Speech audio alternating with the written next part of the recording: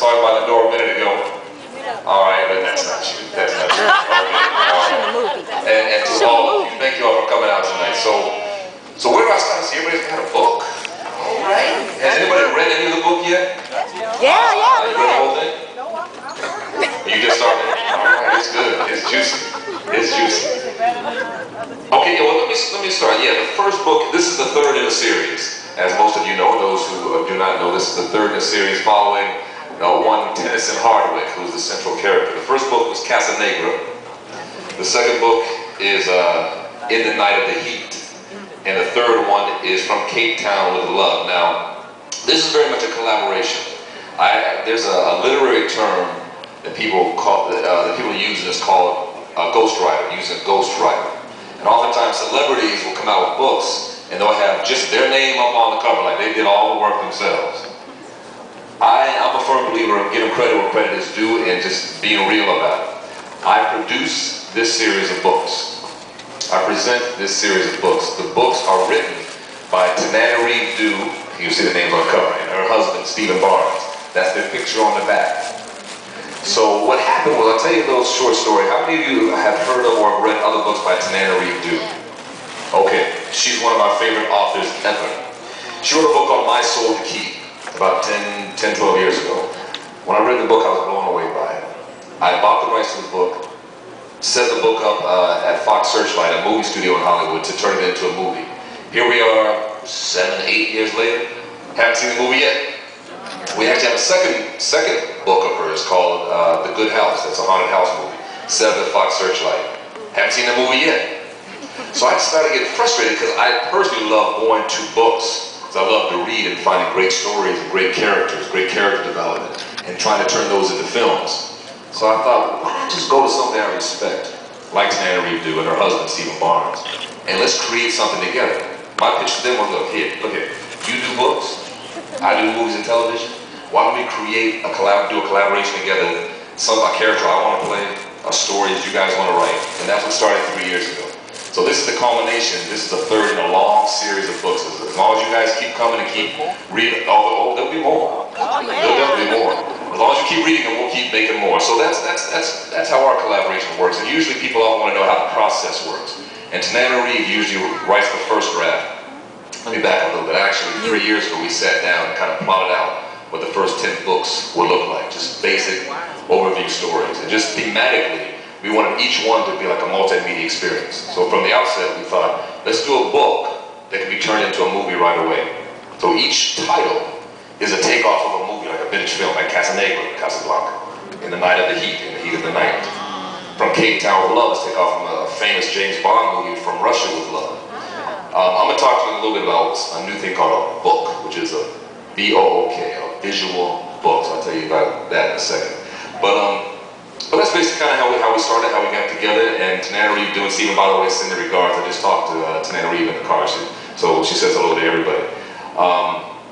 So I know you have a lot of questions about this book, about the other stories. So I guess we'll do a Q&A in a little bit. But I think what do we start about? Oh, thematically. I want to say thematically that they should all be cinematic in the style, number one, but also in the terms of where we go and what the stories will be. They're all kind of ripped from the headlines, kind of like Law and Order. There's a reason Law and Order can last forever. As long as you're dealing with real life, you can rip things from the headlines. So the first book really deals with the murder of a big-time rapper, like Biggie Smalls or Tupac. Second book, In the Night of Heat, deals with a big football player and a murder of that football player's loved one, maybe a wife, maybe kind of OJ-esque, right? And this third book, From Cape Town with Love, centers around celebrity adoption. You take an Angelina Jolie or a Madonna or even a Sandra Bullock as of late. And many of these high-profile celebrities adopted chocolate babies. In this story, you know what I'm saying. In this story, a very famous movie star named Sophia Maitland has just won the Oscar, and she shot a film in South Africa called The Vintner. She won the Oscar, and she decides to go back to Cape Town, South Africa, and adopt this little African baby. Now, if you've read the first two books, you know there's one lady in Tennyson's life. Her name is April. She's a reporter, and that's the tears. You know, eat the tears. Exactly. So at the end of the second book, she goes to Cape Town, And at the very end of that, in the Night of Heat, Tennyson goes to South Africa to find her and try to kind of get their relationship back together.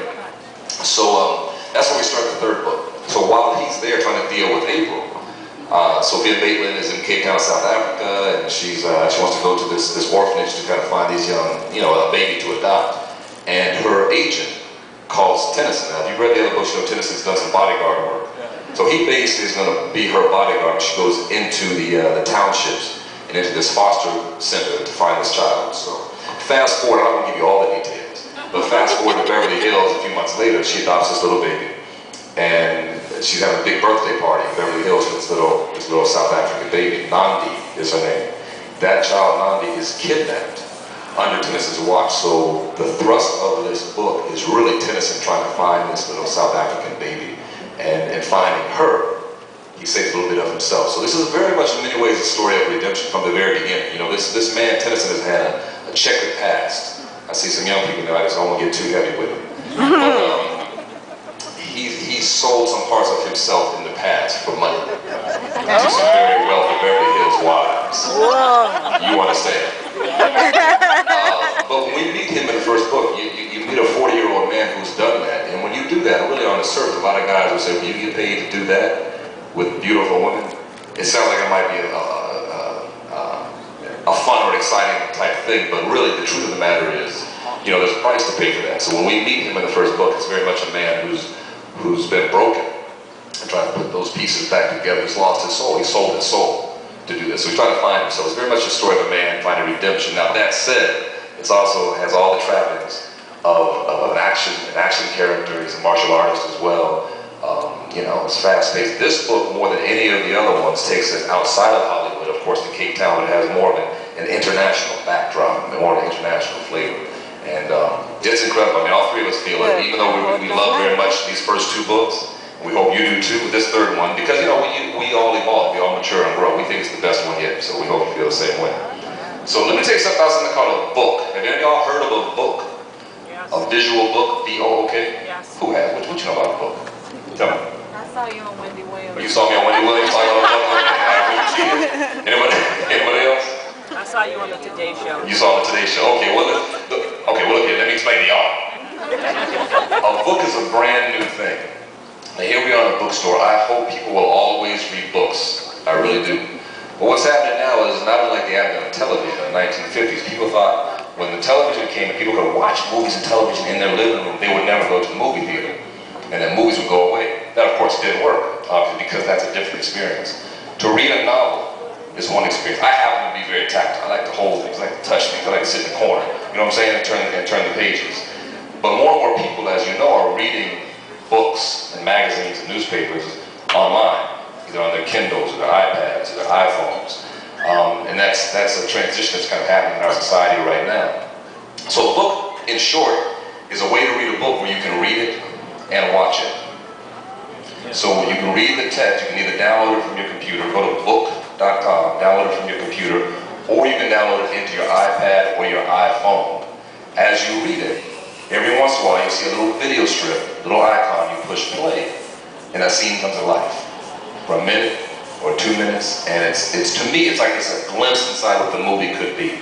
So you see, if you go back to this inception 3 or 4 years ago, when we sat down and talked about this, it was all about a multimedia experience. It was all about a book and a movie at the same time. So to be able to have a visual shorthand, if you will, to kind of hopscotch to the movie has been incredible. So right now, I think actually tomorrow or Thursday, the latest, we'll launch a book. Actually, no, I'm sorry, on your iPhones. If you have iPhones, you can download that app right now. I think it's like $6.99 to download the app. It is an abridged book. How many of you listen to audiobooks? Anybody? That's what I'm talking about. We got readers up in here. All right. Well, audiobooks are abridged. By the same token, this novel is 350 pages, the book is 85 pages, but, they say a picture's worth 1,000 words, you got a 2-minute scene, that informs and progresses the story for you. So that's what the book is. But we're here to sell books today. We're here to talk about books. I'm talking to some book readers. I'm a book reader myself. I like to touch them, hold it, feel it, and flip books. So let's open it up, because I know we don't have a whole lot of time. If they've got any questions, we can do some Q&A for a little bit, and then we'll sign some books. Omar Therese, where you at? I saw you walk in, man. Good to see you, brother. How many of y'all know Omar Therese? All right. Congratulations on all your success. Yeah, sell a whole lot of books. All right, so we got any questions at all? If not, I'm going home then. You gonna sign the book first? I was saying, she said, oh, you gonna sign a book first. Yes. With the books, are they visualizations of the characters? So like we'll see you and April? Let me show you. Let me show you. She said with the book, do you see a visual characterization? Yes, you do. In this book, there's one scene, there's a new character in this book called Marcia. No, I don't want to see it. You don't want to see Marcia? No, I don't want to see it. Okay. I want to see it like how I see it in my mind. Okay, no, that's good. That's good. And there's a whole section of people who don't want to see it. The great thing with the book is you don't have to see it. You don't have to push play. That's right. You can just read it. Or just get the book and read the book. But anyway, y'all know Kalita Smith from the Bernie Mac show? Yeah. Okay, Kalita Smith, she plays Marcia in this book. So she's in one of the scenes. The other folks are just great actors who you may or may not know, but they're terrific actors. So, no, it's an interesting thing, and that's why I say it's an option. It's like a movie and a TV show, or a TV. You know, to watch a movie on the big screen is a whole different experience than sitting down in your living room watching it. Definitely watching something on your iPhone or your iPad. How you doing? What's your name? Ariel. Ariel. How old are you, Ariel? 14. 14. Maybe you can't read it. I got an 11-year-old daughter. She said, "Daddy, when can I read your books?" I said, "When you're 45." It's for your mom? Okay. All right. You know, it's interesting. The pitch for this series about 3 or 4 years ago was first of all, how many of y'all have read Zane? Okay. How many of y'all know about Zane? Okay. All right. Well, that was the pitch for this book. So I like the fact that Zane was able to tap into an audience that dealt with black romance between African American characters. In the literary world, for many years felt as though black people would not read books that dealt with black romance. I'm an actor. That's a lot of what I've done in my career, and I know that's not true.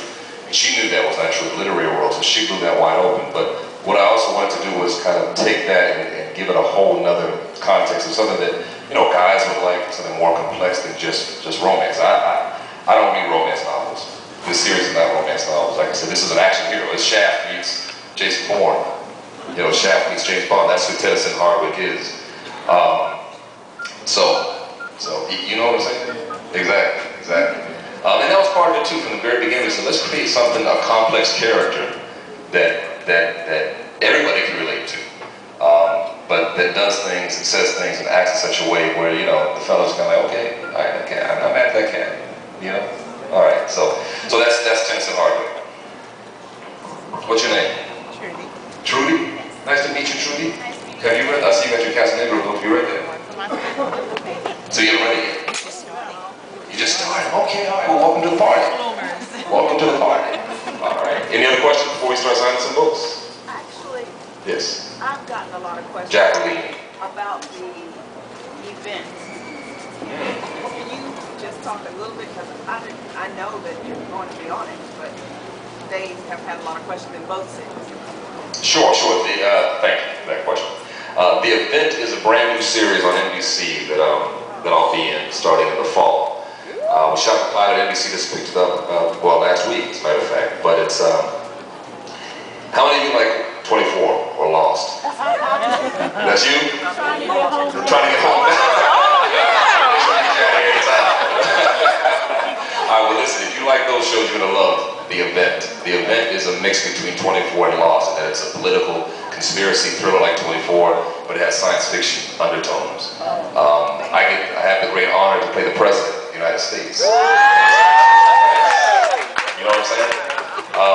And 24 really kind of, they weren't the first. Actually, in a movie many years ago called Deep Impact, and Morgan Freeman played the President. And then Miss Roth, of course, your son, being the President, playing the President. And you know, 24 has broke a lot of barriers, and they have female presidents. So I mean, the beauty now, I'm telling you, when we did Deep Impact years ago, every interview I did, we were asked 2 questions. Number 1, what would you do if a meteor was coming to Earth right now and you had an hour to live? Number 2, do you think we'll ever have a black president? And would you vote for Morgan Freeman? Right. Yes and yes. The beauty is now, you know, all the interviews I'm doing, it's not an issue, because it's our reality.